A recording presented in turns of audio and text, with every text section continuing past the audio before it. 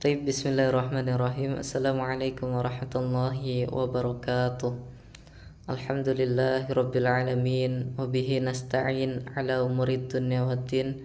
Sayyidina Muhammadin wa ala alihi wa ashabihi ajma'in, amma ba'du.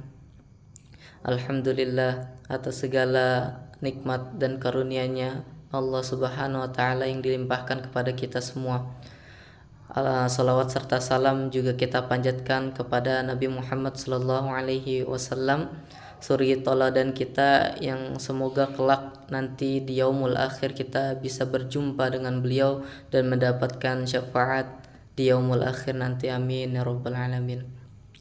Sebelumnya perkenalkan, terlebih dahulu saya Abdul Rojak dari Prodi Ilmu Al-Quran dan Tafsir. Baik, video ini selain dapat menambah wawasan kita, ini juga sebagai pemenuhan tugas UAS dari mata kuliah Ulumul Hadis. Sebelumnya alhamdulillah kita telah membahas ya tentang pengertian hadis, matan, isnad, musnad dan lain-lain. Pada video kali ini kita akan membahas inti dari hadis, yakni klasifikasi hadis. Hadis itu ada dikategorikan atau diklasifikasikan menjadi dua jenis. Nah, dua jenis ini, jenis yang pertama itu ada hadis makbul dan jenis yang kedua itu ada hadis mardud. Nah, di kedua jenis ini nanti muncul lagi ada dua jenis lagi. Yang pertama ada hadis makbul. Hadis makbul itu nanti diklasifikasikan lagi menjadi ada hadis sahih dan hadis hasan. Nah, di kedua hadis itu lagi nanti diklasifikasikan lagi ada hadis sahih li dzatihi, ada hadis sahih li ghairihi. Begitupun sebaliknya, hadis hasan juga begitu. Hadis hasan ada hadis hasan li dzatihi dan hadis hasan li ghairihi. Baik. Ya, kemudian ada hadis mardud ya. Hadis mardud nanti kita akan bahas tentang hadis dhaif aja. Karena kalau kita lanjutkan itu akan sangat mendalam lagi nanti di hadis mardud itu. Kenapa ada sebabnya nanti, kenapa penolakannya gitu. Kenapa nanti ada kecacatannya, dari mana dan dari mana lagi gitu. Nah, di situ lebih mendalam lagi, tapi nanti kita akan secara rincinya saja. Taib. Langsung ke pembahasan inti. Hadis sahih, hadis makbul di klasifikasi hadis sahih.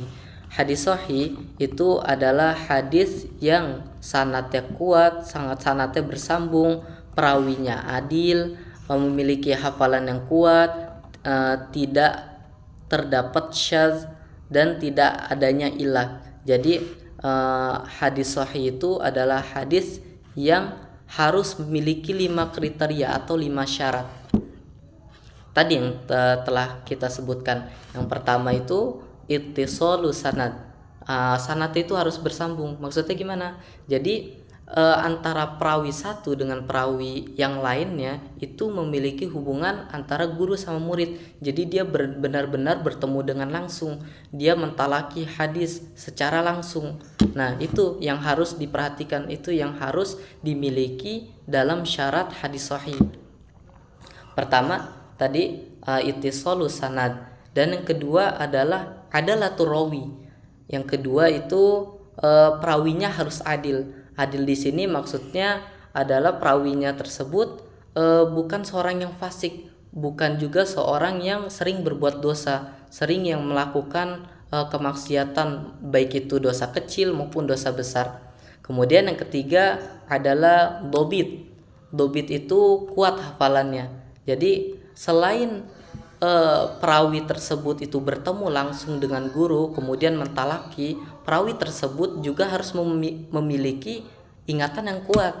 Jadi apa yang disampaikan oleh gurunya, misalnya sebuah hadis nih disebutkan dari sini, dari misalnya dari sahabat ke tabi'in, ke tabiut tabi'in dan lain-lain, itu perawi tersebut harus ingat tuh apa yang disampaikannya. Jangan sampai ada yang tergeser atau terlupakan.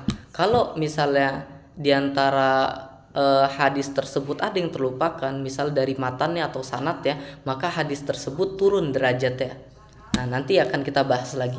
Kemudian tadi sudah yang ketiga dobit, kemudian yang keempat adalah kholuhu minasyudzul, yakni terhindar dari syadz. Syadz itu teman-teman, syadz itu kalau kita bahasakan perawi tersebut itu dipandang oleh perawi lain harus seorang yang baik, tidak pernah berbohong, tidak pernah menjelek-jelekan, tidak pernah menggibah, itu harus dipandang seperti itu. Kalau misalnya ada kejanggalan, kayaknya perawi ini pernah berbohong. Nah, makanya kalau misalnya terdengar atau pernah terlontar suatu kalimat seperti itu dari perawi lain, maka perawi tersebut bisa dikatakan mempunyai syadz atau syudzul, yakni kejanggalan.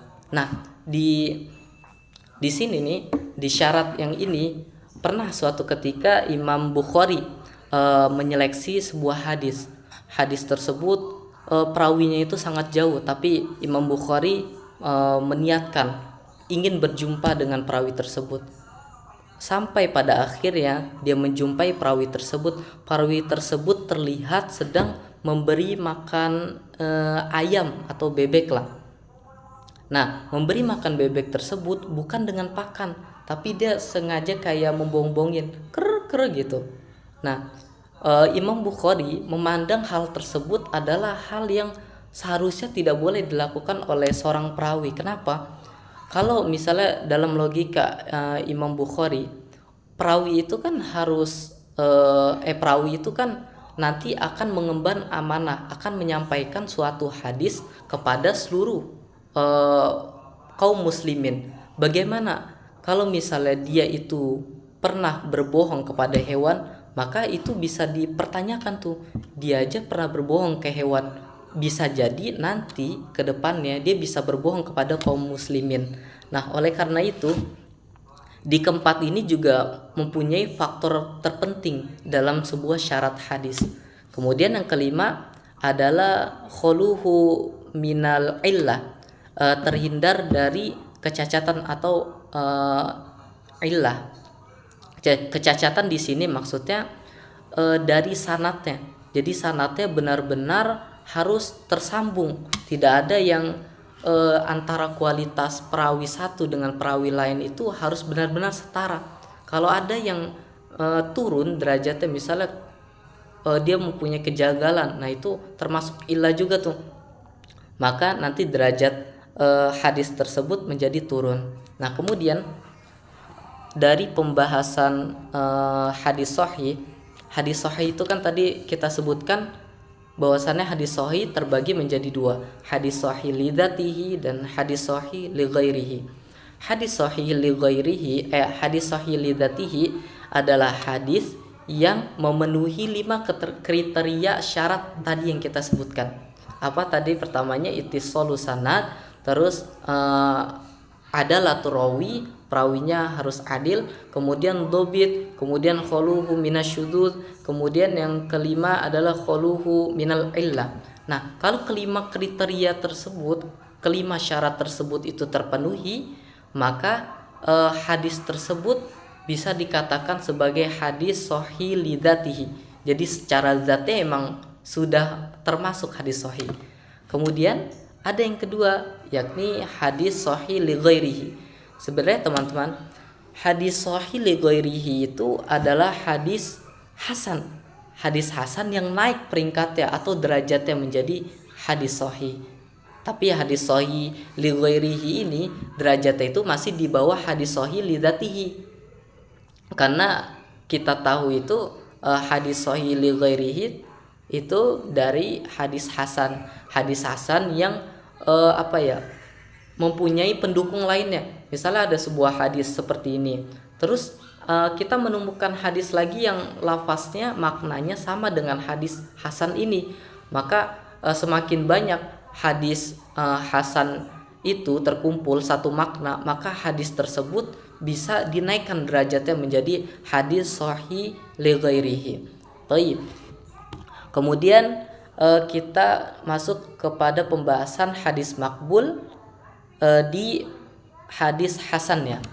Hadis hasan itu teman-teman adalah hadis yang diantara kelima syarat hadis sahih itu ada satu yang tidak terpenuhi. Misalnya dari dobit, perawi tersebut hafalannya lemah, maka derajat hadis itu turun menjadi hadis hasan. Nah seperti itu. Kemudian dari hadis hasan tersebut kita juga dapat klasifikasinya lagi, yakni hadis hasan li dzatihi dan hadis hasan li ghairihi. Nah, hadis hasan li dzatihi seperti tadi hadis sahih.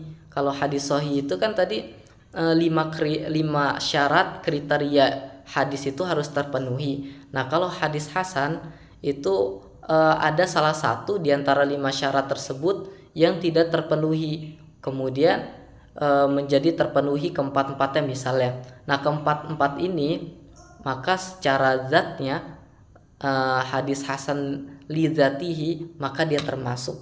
Kemudian yang kedua adalah hadis hasan li ghairihi. Nah teman-teman sama seperti hadis sahih li ghairihi.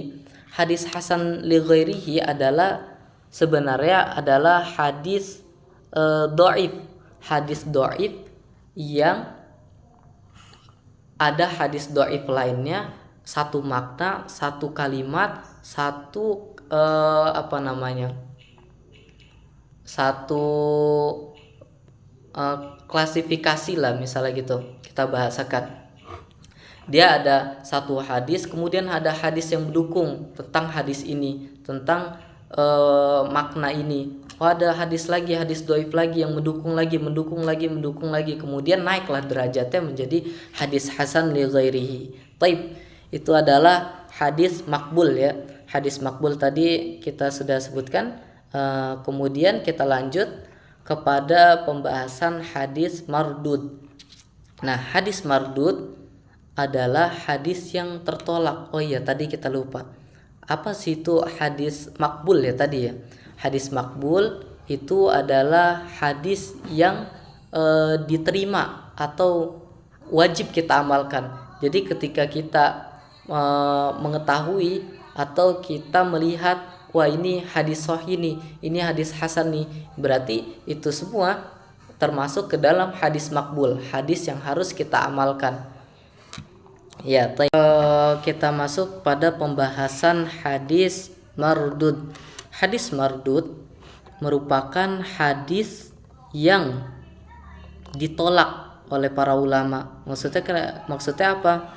Maksudnya hadis ini itu boleh diamalkan, cuman untuk fadhail amal, untuk kita bersemangat dalam beramal saja. Karena kenapa? Di dalam kriteria sebuah hadis mardud ini tidak termasuk atau kelima syarat hadis sahih tadi itu tidak ada. Misalnya di hadis ini ittisalu sanaduhu putus, sanatnya tidak tersambung atau putus. Kemudian perawinya seorang yang berdusta, kemudian hafalannya lemah. Pokoknya kelima syarat ini hancur lah gitu. Nah, kenapa dibilang hadis ini tertolak ya? Sebab itu tadi. Makanya hadis ini hanya untuk sebagai fadhail amal, supaya kita lebih mengetahui saja, oh ternyata ini hadis dhaif gitu, oh ternyata ini hadis mardud gitu. Nah kemudian yang selanjutnya klasifikasi hadis mardud adalah hadis dhaif. Nah hadis dhaif adalah hadis lemah, hadis yang dari kelima syarat tersebut itu perawi hafalannya lemah, terus perawi tersebut pernah berdusta, terus dari kualitas hadis tersebut misalnya sanadnya rusak, Nah, maka hal ini yang menjadikan hadis tersebut turun derajatnya menjadi hadis dhaif. Tapi seperti yang tadi kita sebutkan, jika hadis dhaif ini punya pendukung hadis-hadis lainnya, maka hadis ini bisa naik derajatnya menjadi hadis hasan li ghairihi. Itu adalah klasifikasi ya yang bisa kita sebutkan tentang hadis ya, klasifikasi hadis. Baik, mungkin itu saja yang bisa saya sampaikan di video kali ini. Semoga kita diberikan taufik hidayahnya Allah, semoga kita dipanjangkan umurnya dan bisa kembali lagi seperti ini untuk memperdengarkan ilmu, menambah wawasan kita, dan kita saling belajar. Baik, itu saja yang bisa saya sampaikan, kurang lebihnya mohon maaf. Assalamualaikum warahmatullahi wabarakatuh.